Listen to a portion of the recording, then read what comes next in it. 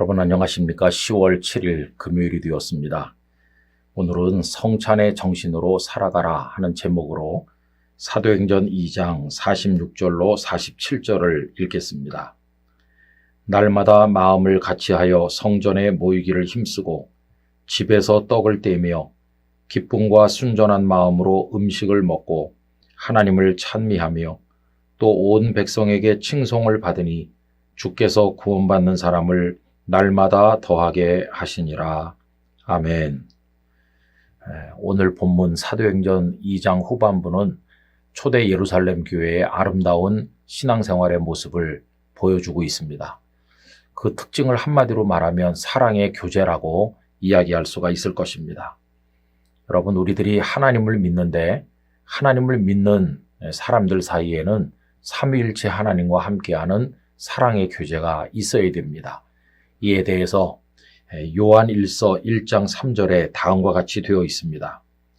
우리가 보고 들은 바를 너희에게도 전함은 너희로 우리와 사귐이 있게 하려 함이니 우리의 사귐은 아버지와 그의 아들 예수 그리스도와 더불어 누림이라. 이렇게 되어 있습니다. 그래서 하나님의 자녀된 우리들은 하나님과 함께 우리 성도들 상호 간에 사랑의 교제가 있어야만 된다는 것이죠.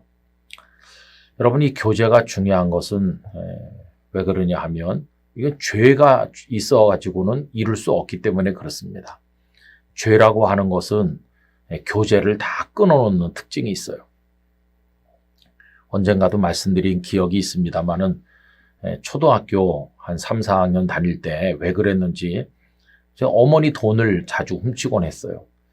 한 번은 동전을 좀 훔쳤는데 그게 10원, 5원 이런 게 아니라 제법 몇백 원, 그때로서는 저에겐 제법 큰 돈인데 그랬는데 이상하게 제가 학교에 가서 숨게 된 것이에요. 어머니가 무섭다 하는 생각이 들었어요.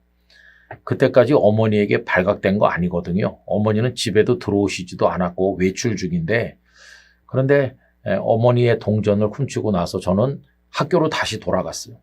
제가 다녔던 영등포 초등학교는 한 학년이 막 1,500명, 1,600명씩 있어가지고 1학년에서 6학년까지 다 하면 한 9,000명 정도 되는 우리나라 전체에서 두 번째로 큰 학교라고 제가 들은 적이 있습니다. 아이들이 바글바글하죠, 운동장에. 그 속에 들어가서 있으면 누구도 찾을 수 없을 정도로 아이들이 많았어요. 근데 웬일인지 어머니 동전을 훔치고 난 다음에 저는 학교에 가서 아이들 틈으로 숨은 셈이죠. 근데 어머니가 저를 잡으러 온 것도 아닌데도 왜 그런지 두려운 생각이 들면서 어머니를 피하게 된 것입니다. 여러분, 왜 그럴까요? 죄라고 하는 것은 우리를 끊어놓기 때문에 그래요. 아담과 하와가 선악을 알게 하는 나무 열매를 따먹은 다음에 에덴 동산 바깥으로 쫓겨나지 않았습니까? 그래서 이제 하나님과 끊어진 거죠.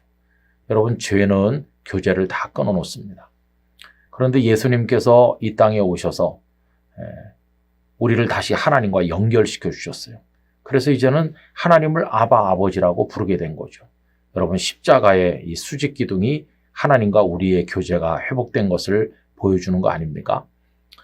그리고 나서 이제 초대교회 성도들은 성도와 성도들끼리 교제하게 된 거예요.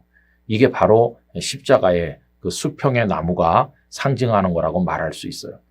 결국 예수님께서 당신의 몸과 피를 우리에게 주셔서 이룩하신 그 십자가는 하나님과 우리의 교제를 회복시키시고 성도와 성도 사이의 교제가 이제 회복되게 함으로써 온전한 교제를 이루는 그런 축복이 있다는 사실을 알게 되는 거죠. 중요한 것은 뭐냐 하면 초대교회 성도들은 이 성만찬에 참여해서 얻은 십자가의 은혜를 통한 그 구원을 삶 속에서 표현했다고 하는 게 중요한 것입니다.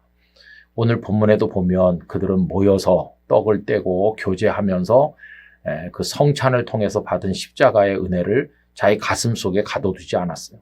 성만찬에 참여하고 나서 또다시 예전의 죄악된 삶으로 돌아가는 게 아니라 그 일상 속에 표현함으로써 자신들이 받은 구원의 은혜를 세상으로 흘려보내는 삶에서 구현하는 그런 아름다운 모습을 보여준 것이죠. 여러분, 우리가 주님의 십자가를 통해 구원받은 하나님의 자녀라면, 그리고 또 그 성찬에 담긴 의미를 깨달은 사람이라면 첫째는 하나님과 교제해야 되고, 그 다음에 다른 사람들과 교제하면서 이것을 세상에 드러내고 표현하는 그런 모습으로 살아야 되는 것이죠. 이게 성찬의 정신으로 일상의 삶을 살아가는 것이라고 말할 수 있을 것입니다. 우리가 다 그런 모습으로 구원받은 하나님의 자녀답게 하나님 앞에서나 사람들 앞에서 잘 살게 될 때 그게 하나님의 사람다운 삶의 열매를 맺는 길이죠. 성령님께서 우리를 그렇게 인도해 주시기를 간절히 기원합니다. 거룩하신 아버지 하나님, 십자가의 은혜로 구원받았으니 저희 모두로 하여금 성찬의 정신으로 살아갈 수 있도록 도우시고 하나님과의 교제가 온전해지고 성도와 성도 사이의 교제가 무르익어 가도록 하나님 축복하여 주시옵소서. 예수님의 이름으로 기도하옵나이다. 아멘.